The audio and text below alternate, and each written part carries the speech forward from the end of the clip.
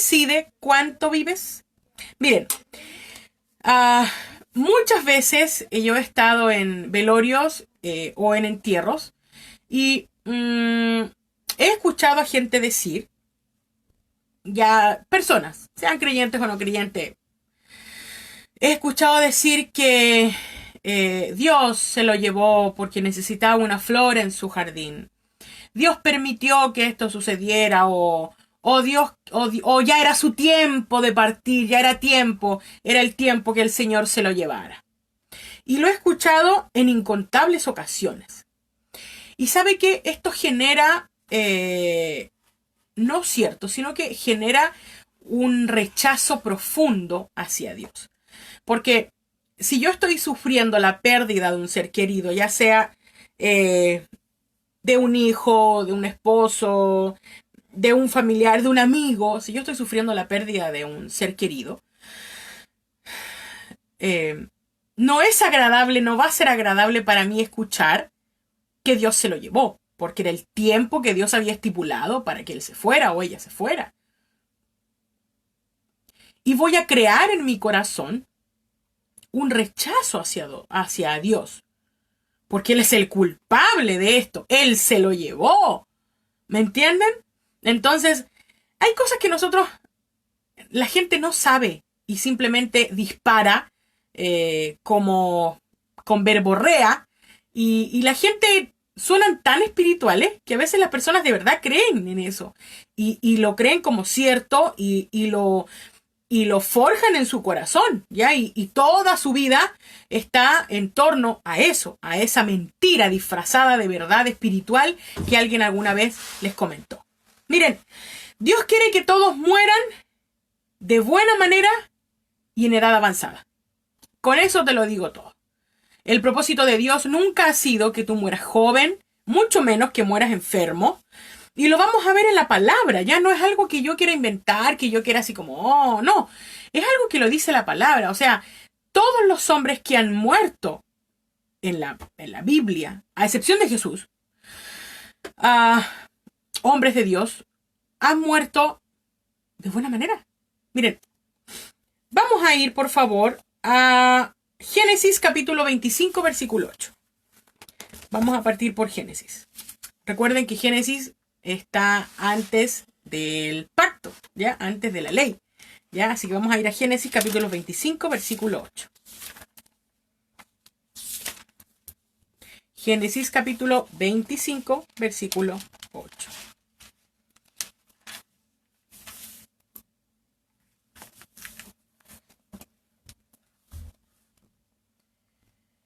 Dice, vamos a leer desde el versículo 7 en adelante. Dice lo siguiente.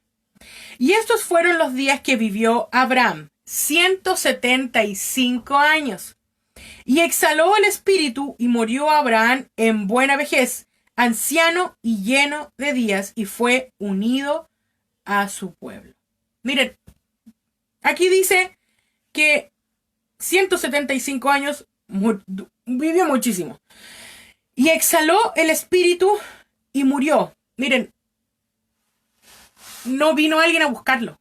O sea, no le dijo a alguien, arriba las manos, me llevo tu alma. No, o me llevo tu espíritu, sino que él exhaló y se fue. Se podría decir que le entregó voluntariamente su espíritu. Y dice, y murió Abraham en buena vejez. ¿Cuál es una buena vejez? Yo considero una buena vejez no depender de nadie, cuerdo, o sea, con mis facultades mentales bien, no postrado en una cama, quizás cansado, lento puede ser, pero no enfermo, ni postrado, ni dependiendo de mi familia, de mis hijos o de mis nietos. Entonces, si hay una buena vejez, también hay una mala vejez, ¿ya? Lo dice aquí, Abraham murió de una buena vejez. Dice, anciano lleno de años. Ya, vivió mucho. Vamos a ir a Génesis en el mismo capítulo 25, vamos a leer el versículo 17. Dice, y estos fueron los años de la vida de Ismael, 137 años, y exhaló el espíritu Ismael, y murió y fue unido a su pueblo. Miren, exhaló otro que exhaló su espíritu, lleno de años. Vamos a ir a Génesis capítulo 35, versículo 28.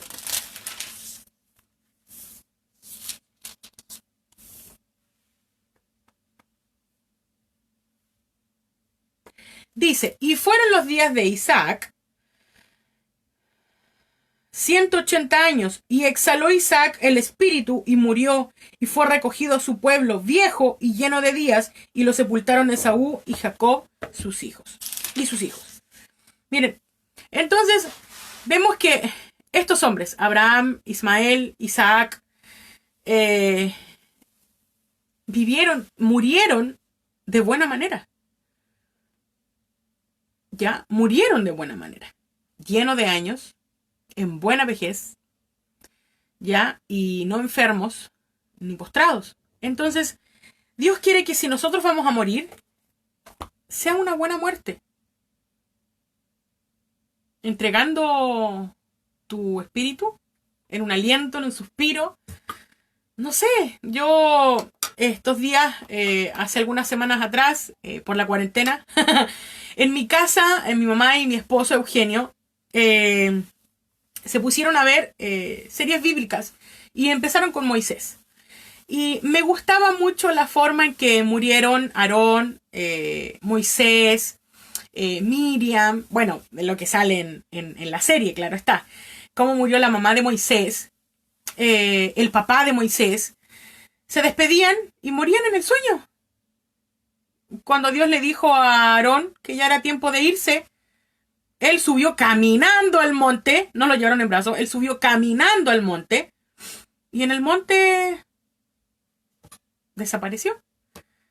Igual que Moisés, él subió al monte y fue arrebatado, fue llevado en buena vejez, con muchos años y de buena manera. Entonces, no veo yo a Dios queriendo que la gente muera antes de tiempo. No veo a un Dios malo por ninguna parte queriendo que tú vivas o que mueras en un accidente, por una enfermedad, porque perdiste la batalla contra no sé qué cosa. No es la voluntad del Señor. Amén. Entonces, ¿quién decide cuánto vives? Es lo que vamos a ver el día de hoy. Mire, acompáñeme por favor a Primera de Crónicas, capítulo 29. Primera de Crónicas, capítulo 29, versículo 26.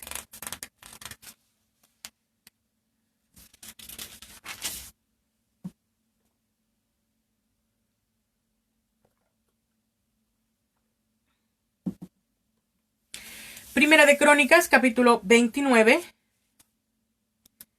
versículo 26. Son los últimos versículos del libro de Primera de Crónicas. Y dice, así reinó David, hijo de Isaí, sobre todo Israel.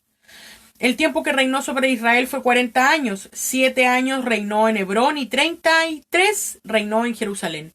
Y murió en buena vejez, lleno de días, de riquezas y de gloria. Y reinó en su lugar Salomón, su hijo. Miren, David murió en una forma espectacular. Murió viejo, lleno de años, lleno de días, lleno de riquezas y lleno de gloria. No creo que las cosas hayan cambiado tanto desde estos hombres a nosotros. Sin embargo, obviamente, las cosas bíblicamente no han cambiado mucho. Sí, hemos cambiado de pacto, pero si ellos que pertenecían a la ley, hablamos de David, vivió muchos años y murió lleno de gloria, lleno de riquezas, y lleno de días y en buena vejez, ¿por qué nosotros tendríamos que morir de otra manera? Es una buena forma de morir. Entonces, vemos aquí que sin duda nosotros podemos cambiar el curso de nuestra vida y tener una vida longeva. Si nosotros nos alineamos a la sabiduría de Dios, si nosotros nos alineamos a la palabra de Dios, vamos a tener una vida longeva, una buena vida, una vida larga y buena, ¿ya? sin enfermedades, sin padecimientos. Yo quiero llegar a los 100 años sin depender de nadie. Con mi esposo siempre hablamos que si cuando muramos, cuando los dos muramos, vamos a morir juntos y de la mano. No uno primero y el otro después de tristeza, no, sino que juntos. Y le hemos dicho al Señor que esa es la forma en que queremos morir, juntos. En nuestra cama, en nuestro lugar de intimidad, juntos, de la mano, abrazados y no separados. Entonces, nosotros podemos cambiar el curso de nuestra vida. Podemos ir renovando nuestra mente, ir adquiriendo, ser llenos de la sabiduría de Dios, la plenitud de Dios. Sabemos que la plenitud de Dios habita en nosotros. Todo lo que necesitamos para vivir está en nosotros. Por lo tanto, podemos vivir una vida longeva si hacemos nuestra la palabra del Señor. Amén. Miren, entonces, ¿quién decide cuánto vives? Eres tú. No es Dios quien decide cuánto vives. Dios está bien. Sí, Dios conoce todos tus días. Dios sabe cuántos días vas a vivir. Dios conoce todos los tiempos, pero eso no quiere decir que Dios haya establecido cuántos días tú vas a vivir. No es que Dios haya establecido que Miriam va a vivir 70 o que Sebastián 80. No, Dios no ha establecido cuántos días vives. Estos hombres estaban, Abraham, Isaac, Jacob, ellos pertenecían al primer pacto de Dios, ¿ya? Al pacto que Dios hizo con Abraham. Y estos hombres vivían muchos años después a causa de la ley. Vemos que en Salmo dice que los hombres vivirán, que la humanidad vivirá 70 años y los más robustos hasta los 80. Pero era a causa de la ley, a causa del pecado, a causa de haber faltado al compromiso o al pacto que tenía el pueblo con Dios. Pero nosotros vivimos en otro pacto. Vivimos en el pacto de la gracia y no bajo la ley. Por lo tanto, tú decides cuántos años vives y de qué manera quieres vivir. Si tú sabes que llevas una vida mala, no necesariamente me refiero a una vida llena de excesos, ¿ya? Pero si tú sabes que eres un mal administrador de tu cuerpo, de la salud que Dios te ha otorgado, debes comprender de que el autito que Dios te ha dado, que es tu cuerpo, no te durará mucho, ¿ya? Y tenemos que ser conscientes de eso. Somos sanos por la llaga de Jesús, claro que sí. Dios nos ha dado salud perpetua, claro que sí. Pero yo tengo que ser un buen administrador de lo que Dios me ha dado. Si yo he sido sana por la llaga de Jesús y estaba enferma, no sé, de diabetes, y el Señor me ha hecho sano, eso no quiere decir que yo voy a volver a los mismos hábitos que me produjeron la enfermedad. ¿Me entienden? Yo tengo que ser un buen administrador. Esto no quiere decir que la obra de Jesús no esté terminada. Yo soy sana, pero tengo que ser, como soy una mujer sana, soy una persona sana, debo vivir como una persona sana. Entonces, ser buenos administradores de lo que Dios me ha dado, de la salud que Él me ha dado, del cuerpo que Él me ha dado. Recuerde que el cuerpo nuestro es templo del Espíritu de Dios.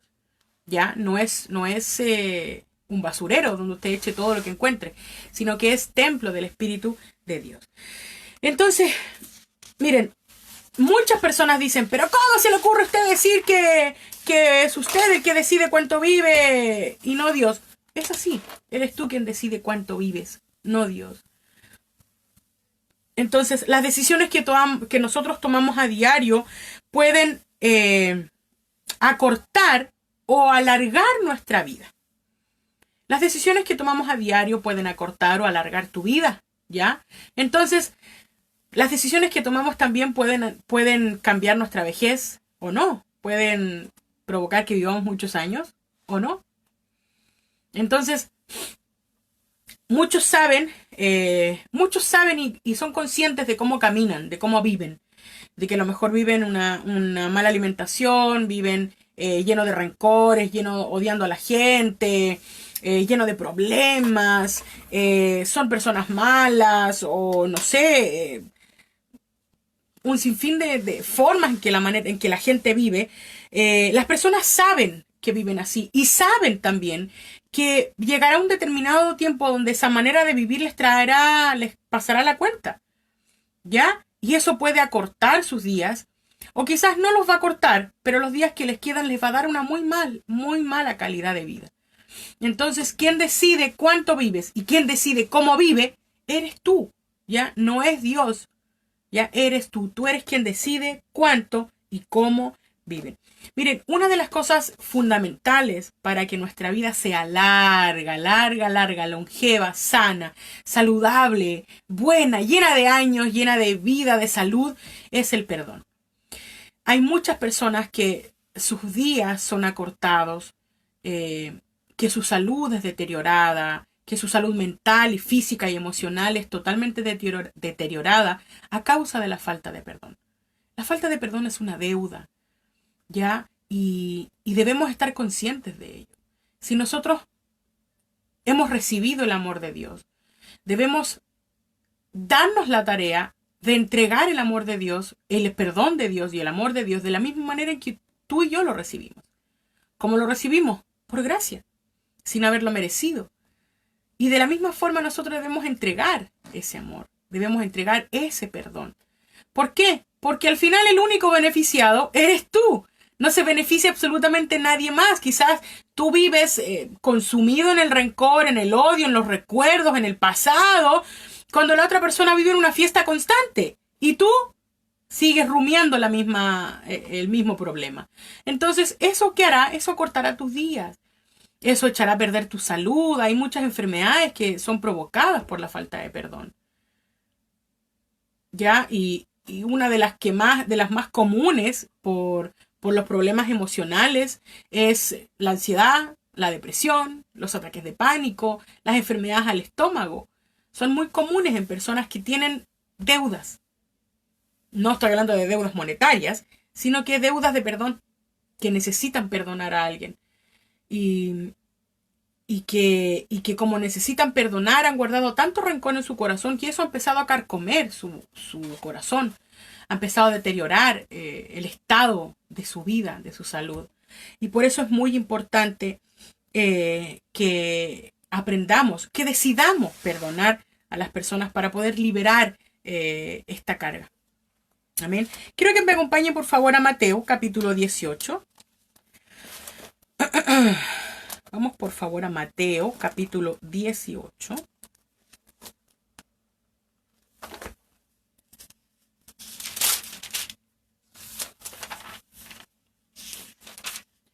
Mateo, capítulo 18, versículo 23.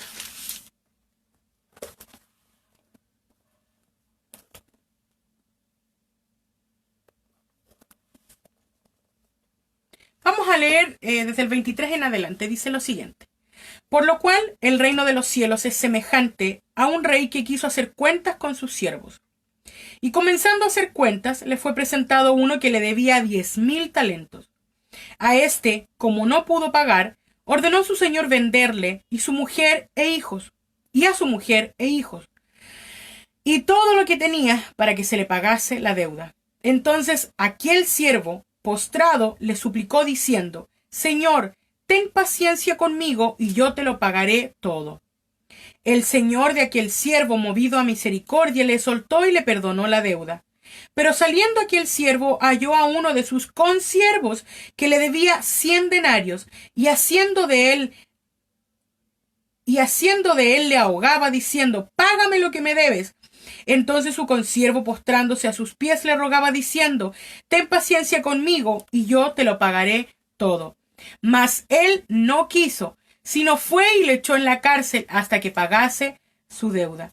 Viendo sus consiervos lo que pasaba, se entristecieron mucho y fueron y refirieron a su señor todo lo que había pasado.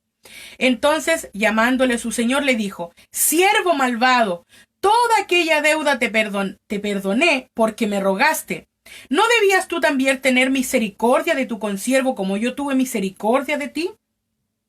Entonces su señor enojado le entregó a los verdugos hasta que pagase todo lo que le debía. Así que también mi Padre Celestial hará con vosotros si no perdonáis de todo corazón cada uno a su hermano sus ofensas. Entendamos que lo que Jesús está enseñando está bajo el nuevo pacto. Por lo tanto, la relación que había con el perdón era si tú perdonas, de acuerdo a como tú perdonas, Dios te perdona. Ese era el trato la forma en que Dios trataba con el hombre. Luego de morir Jesús, nosotros perdonamos porque ya hemos sido perdonados. Amén. Es totalmente diferente. Pero ¿a dónde apuntaba Jesús?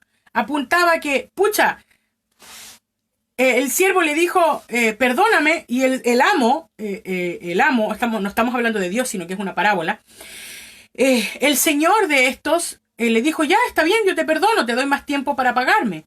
Pero en vez de ser misericordioso con su siervo también, con su consiervo, lo mandó a la cárcel.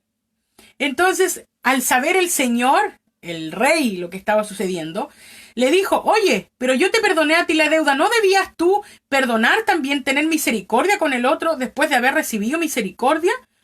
Entonces, de cierta forma, él está diciendo, oye, yo te perdoné la deuda, tú tienes una deuda de perdón conmigo. ¿Ya? Si tú no puedes pagarme, no importa, yo te perdono la deuda, pero tú tienes que perdonar también a otro. ¿Me entienden? Entonces, es lo que está diciendo acá Jesús con la enseñanza.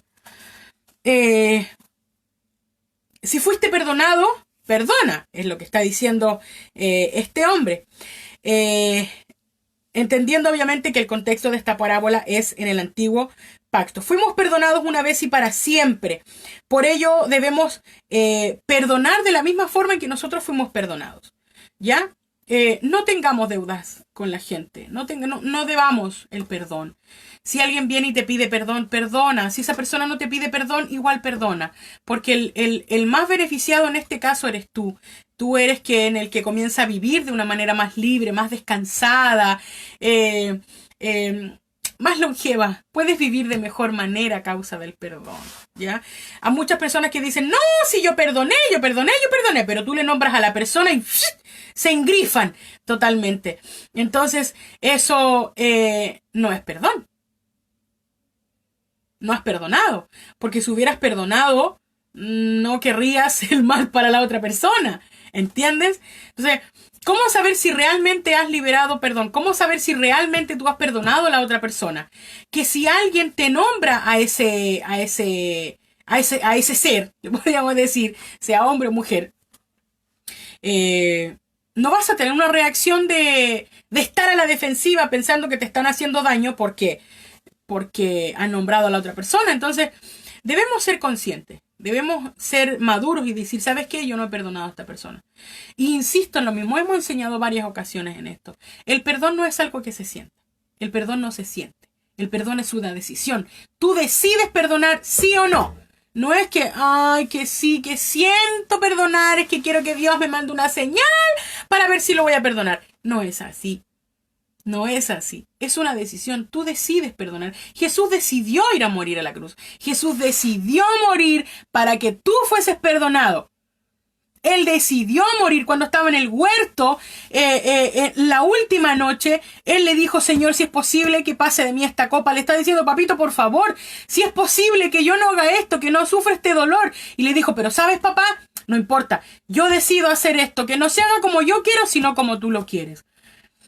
Seamos como Jesús y digamos que no sea como yo quiero, que no sea como yo quiero, que no sea que yo quiero que le pasen cosas malas, que le vaya mal, que le pasen, que se le queme la cabeza. No, seamos como Jesús, que no se haga mi voluntad sino la tuya, y la voluntad del Señor es el perdón incondicional hacia toda la humanidad. Eso te ayudará a ti a vivir de una manera larga y longeva. Si estás cansado de vivir, quizás es porque llevas mucha carga. Quizás llevas, no sé, traiciones en tu espalda, llevas engaños, llevas maltratos, llevas golpes, llevas malas palabras, llevas un montón de cosas en tu espalda, cuando debiste dejarlas a los pies del Maestro, cuando debiste dejarlas a los pies de la cruz y decidir perdonar. Pero decidiste no hacerlo y decidiste llevarlas y estás cansado de vivir, estás aburrido, solo quieres que llegue el día de tu muerte, estás enfermo, estás lleno de problemas. Y esa causa probablemente de lo que tú no has soltado, de lo que tú no has dejado, de lo que tú no has decidido dejar. porque el perdón es una decisión. Amén.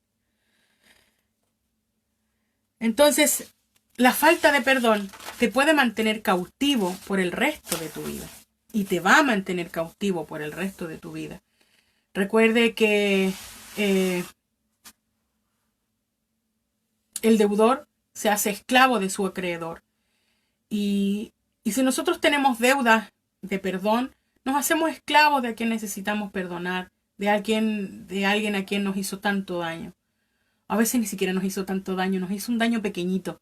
Pero como a veces la naturaleza humana se levanta por sobre la naturaleza de Cristo, comenzamos a ser víctimas de todos y de todos. Y somos nosotros las víctimas siempre, siempre, siempre. Cuando a veces no es así. Y vemos víctimas donde no hay. Así que cuando perdonamos, liberamos a alguien. Y siempre eres tú. Cuando perdonamos, liberamos a alguien. Y ese alguien siempre eres tú. Miren, vamos a ir a Segunda de Reyes, capítulo 20, versículo 1.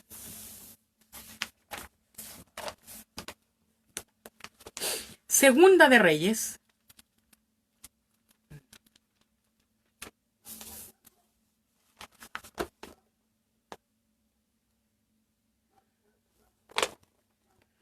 Segunda de Reyes, capítulo 20. Un segundo, por favor, que se me perdió la cita en mi Biblia. Ya llegué. Segunda de Reyes, capítulo 20. Dice lo siguiente. Vamos a leer desde el 1 en adelante. Dice, en aquellos días Ezequías cayó enfermo de muerte, y vino a él el profeta Isaías, hijo de Amós, y le dijo, Jehová dice así, ordena tu casa, porque morirás y no vivirás. Entonces él volvió su rostro a la pared y oró a Jehová y dijo, te ruego, oh Jehová, te ruego que hagas memoria de lo que he andado delante de ti, de que he andado delante de ti en verdad y con íntegro corazón, y que he hecho las cosas que te agradan. Y lloró Ezequías con gran lloro. Y antes que Isaías saliese hasta la mitad del patio, vino palabra de Jehová a Isaías diciendo, vuelve y di a Ezequías, príncipe de mi pueblo, así dice Jehová, el Dios de David tu padre. Yo he oído tu oración y he visto tus lágrimas. He aquí que yo te sano. Al tercer día subirás a la casa de Jehová, y añadiré a tus días 15 años, y te libraré a ti y a esta ciudad de la mano del rey de Asiria, y ampararé a esta ciudad por amor a mí mismo y por amor a David mi siervo. Miren, de aquí es donde muchos se toman para decir que Dios decide cuánto vives. Pero miren, es una idea sacada totalmente de contexto. Miren, yo se lo voy a explicar por qué. Dice que en aquellos días Ezequías cayó enfermo. Vino el profeta y le dijo, Jehová dice así, ordena tu casa porque morirás y no vivirás. Miren, es desde aquí donde muchos dicen, ¡ay, pero mira, lo va a matar! ¡El Señor se lo va a llevar! ¿Dónde dice eso aquí? Aquí dice que vino un profeta trayendo palabras de sabiduría para decirle lo que iba a suceder en el futuro. Le dice, ordena tu casa porque vas a morir. No le dijo en ningún momento que el Señor se lo iba a llevar. En ningún momento le dijo, hoy el Señor dice que tus días hasta aquí han llegado porque tú... No, dice, vas a morir y no vivirás. Miren, y adelante en el versículo 1 dice que estaba enfermo de muerte. Ezequías era un ungido. Recuerden que hemos enseñado que solo habían 3 ungidos en el pueblo de Israel, que eran los sumos sacerdotes, los profetas y los reyes. Este hombre era un ungido. Era un ungido de Dios. Entonces, no podemos permitir que nos manipulen con una enseñanza sacada totalmente de contexto. Recuerde, siempre hemos enseñado, tenemos el contexto directo y el contexto general, ¿ya? Y esto está sacado totalmente de contexto. Lo que Dios quería era advertir que por el camino que Ezequías estaba, iba a morir. ¿Ya? No sabemos qué es lo que pasó, pero seguramente este ungido de Dios se desvió de su camino y comenzó a vivir una vida totalmente alejado de Dios. A lo mejor hizo otras cosas, no sé, podemos dar mucho a la imaginación, pero ciertamente Dios quería advertirle a este hombre por medio del profeta que le quedaba poco tiempo de vida, ¿ya? Y de más adelantito, cuando dice que él se levantó y se dio vuelta a la pared y oró y lloró, es donde muchos se toman para creer que mientras tú más llores en tu oración, más fácil será manipular a Dios. No es así. No fue el llanto de Dios lo que no fue el llanto de Ezequías lo que conmovió a Dios. Cuando Ezequías hace el acto de darse vuelta a la pared, de darle la espalda al profeta, lo que hace es volver al camino de Dios o volver en la dirección en la que Dios estaba. ¿Por qué Dios lo sanó y le alargó sus días? Porque este hombre decidió volverse otra vez a Dios. Entendamos obviamente todo esto bajo el contexto de la ley. Este hombre decidió volverse a Dios otra vez. Por eso él fue sanado y sus días fueron alargados. Pero eso no quiere decir que tú tengas que romper en llanto cada vez que oras para para emocionar, para conmover a Dios, manipularlo por tu llanto. Hemos aprendido que no podemos manipular a Dios. Eso es imposible. No podemos manipular a Dios. De ninguna forma. Entonces, este hombre, ¿qué pasó? Este hombre se alineó con Dios. Comenzó a ser uno con Dios. Y por esa razón fueron sus días alargados. Entonces, ¿qué podemos aprender de esto? Alineémonos con Cristo, con la palabra. Miren, una de las cosas que incluye la salvación es la longevidad. El ser longevo, el vivir largo, muchos años. Pero no vivir de manera longeva y mala, sino buena. Porque si no fuese así, tampoco hubiese sido provisto para nosotros la sanidad completa. Y la restauración y la restitución completa. Amén. Entonces, debemos comprender que el propósito de Dios es que vivamos muchos años y de buena manera. Dios no te quiere enfermo, Dios no te quiere lleno de problemas, Dios no te quiere cargando cosas de tu pasado que te han sucedido, porque ese no es el plan de Dios, no es el propósito de Dios. Miren, vamos a ir a Proverbios capítulo 3. Acompáñenme por favor a Proverbios capítulo 3.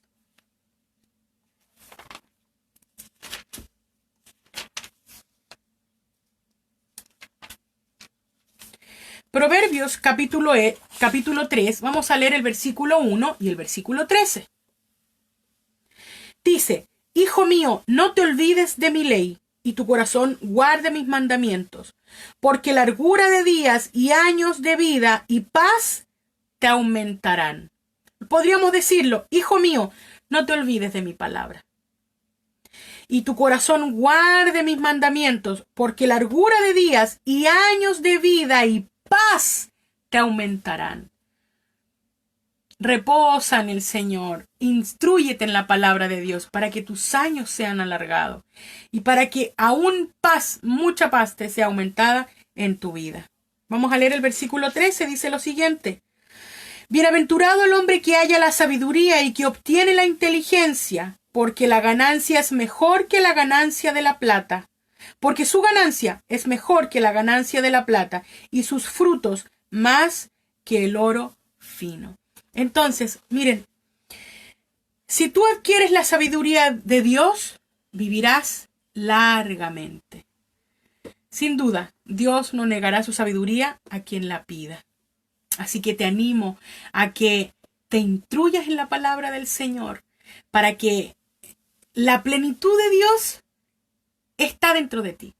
Pero necesitamos conocer cuál es esa plenitud. Necesitamos conocer, comprender y entender cuál es la magnitud del amor que Dios ha tenido con nosotros, cuál es la obra consumada de Jesús, profundizarla de manera cabal, completa, para disfrutarla. Para disfrutarla. Vimos el día lunes que uno de los peligros de la ignorancia es no disfrutar completamente la salvación. Entonces dejemos de ser ignorantes, instruyámonos en la palabra del Señor para que vivamos plenamente. Muchos años, llenos de años, en buena vejez y muramos llenos de gloria.